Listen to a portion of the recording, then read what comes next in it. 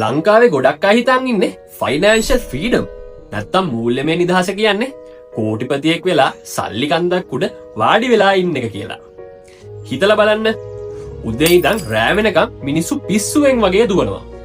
රස්සාවල් කරනවා, බිස්නස් කරනවා, ලක්ෂ ගණන් පඩිත් ගන්නවා. හැබැයි මාසෙ අන්තිමට බිල් ටික ගෙවන්න, ලීසින් එක ගෙවන්න ගිහින් සල්ලි මදි වෙයිද කියන බය හිතේ හැමදාම තියෙනවා. සල්ලි කොච්චර හම්බ කරත් වැඩක් තියනවද? ඒ කරදරකාරී හිතේ අමාරුව කවදාවත් නතර වෙන්නේ නැත්තම්. අන්න ඒකයි මම කිව්වේ සැබෑ මූල්‍ය නිදහස කියන්නේ සල්ලි ගන්දක් නෙවෙයි. සල්ලි ගැන තියෙන ඒ හිතේ බයෙන් නිදහස් වෙන එක. මාසයන්තිමට කලබල වෙන්නේ නැති එක. හදිසියේ බලාපොරොත්තු නොවුණු වියදමක් ආවත් ජීවිතේ කඩා වැටෙන්නේ නැති එක.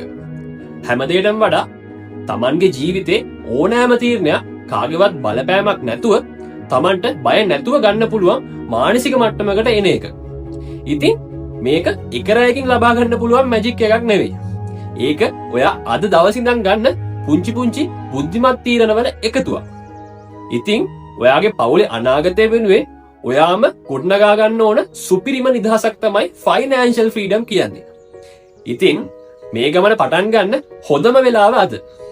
ඔයා හිතන විදිහට ෆයිනෑන්ෂල් ෆ්‍රීඩම් මූල්‍යමය නිදහස කියන්නේ මොකද්ද? පහලින් කමෙන්ට් කරන්න. ඉතින් ජීවිතේ ස්මාර්ට් විදිහට දිනන්න දැන්ම ෆලෝ කරන්න SL ෆයිනෑන්ෂල් ෆ්‍රීඩම් පේජ් එක.